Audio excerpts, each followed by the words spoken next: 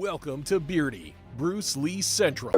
And by the way, one last thing. You mentioned Bruce Lee. Have you ever met Bruce? Obviously when he was alive. Yes. Yes. How do you think he would have done in the UFC? I really don't know. I mean, you know, I met Bruce through James Coburn, and I met Bruce at his house many times, and,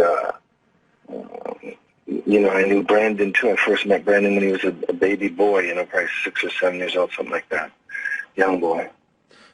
Well, Sensei, on our 3rd anniversary, this is our 3rd anniversary show, a major honor for us. Thank you, sir. Thank you. There he is, the man himself, Sensei Steven Seagal. Hi everybody, it's Birdie here. What's going on, guys? I just want to explain really quickly why this is a big and fat lie from Steven Seagal. He never actually knew Bruce Lee or never even met him. And the reason is quite simple. He lived in Japan until 1974 when he moved back to California. And Bruce Lee died, of course, in 1973, the year before. So if Steven Seagal traveled from Japan back to California in between, he might have met Bruce Lee. But this leaves another question. Why the hell would Bruce Lee meet and hang out with Steven Seagal? At this time, he was a teenage boy. Before 1973, he was a teenage boy. He was not an actor. He was not a known person whatsoever. He was just a teenage guy that knew karate. So, I mean, it makes absolutely no sense. How does he suddenly know James Coburn? I mean, back in the 70s.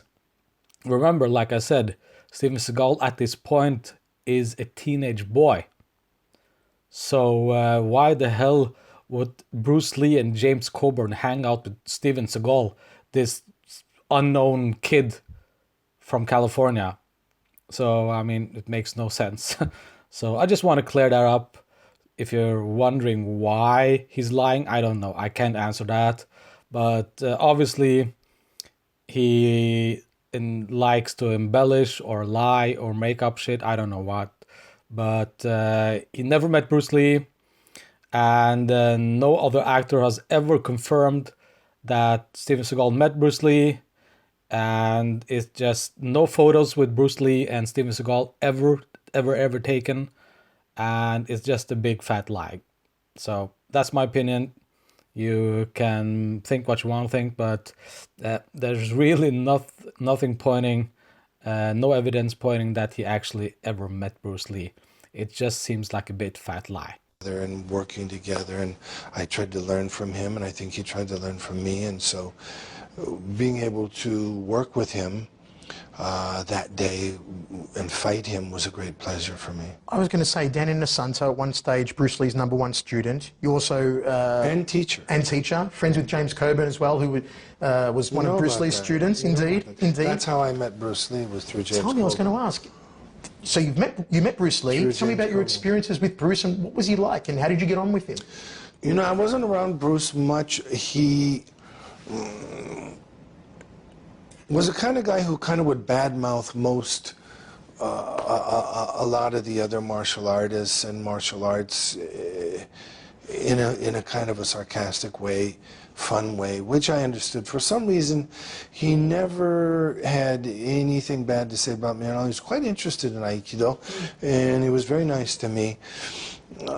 He knew that I grew up in Asia and that I had a son that was just exactly the same age as Brandon. And when I met Brandon, he had lighter hair, and said, "This is my little Caucasian boy," you know.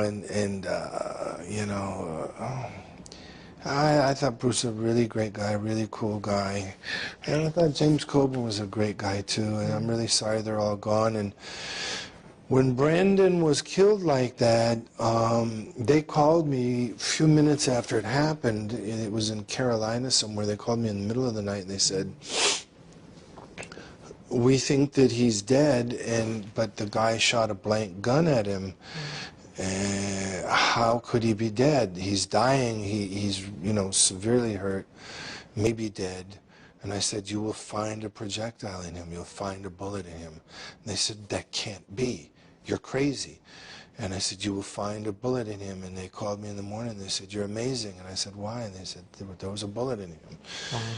And I can go through the whole story on what really happened, which most people don't know. But the long and the short is when Brandon passed like that, I didn't sleep for 3 or 4 days. Wow. It just reminded me too much of certain things. And the loss of both of them was terrible for me. Another great actor, one of my favourites, and I know he's one of your favourites as well, Jackie Chan, man who sent me flowers for my 21st birthday, coincidentally. And by the way, you and I share the same birthday, April 10. You were one of the people, and it's a little-known fact, who helped Jackie Chan break into America and introduce him to American audiences. Can you tell me about your relationship with Jackie and how that started? I mean, I've known Jackie for, Jesus, maybe 40 years. Wow. I've known him from way back in the early days. I'm not very close with him anymore.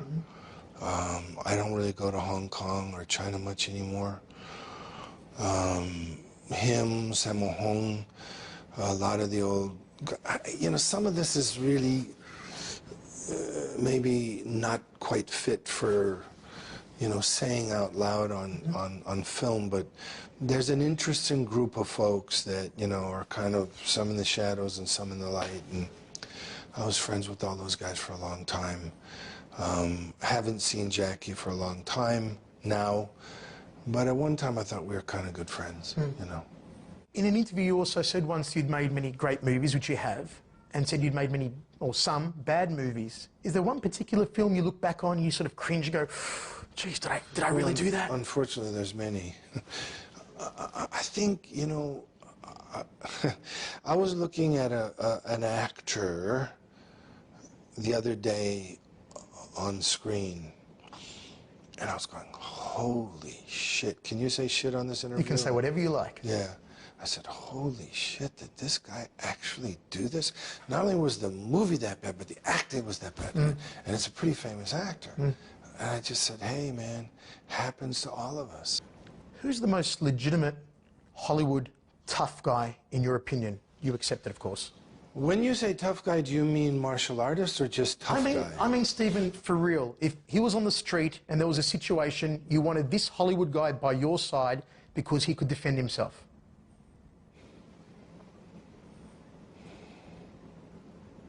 It's that hard to think of a legit one? Can you think of one? Michael Jai White. Can I laugh in your face? Really? Yes. Thoughts on Jean-Claude Van Damme? Can I laugh in your face? Chuck Norris? I mean, Chuck is in his mid-70s. He's probably 76 years old, okay? 75, 76 years old. Interesting. So I don't know. I've heard that he's not, you know. So, I mean, I don't really want to get into, on film anyway, you know, who's a tough guy. Do I think Michael is a tough guy? No. Do I think he's a martial artist? No. Do I think Jean-Claude's a tough guy or martial artist? No. If you were to put together your own ensemble of action stars, your own version of the Expendables, let's say, who would you choose, 3 or 4 actors to be in there with you? I think they had many great actors in there, you know, that are great action guys. I think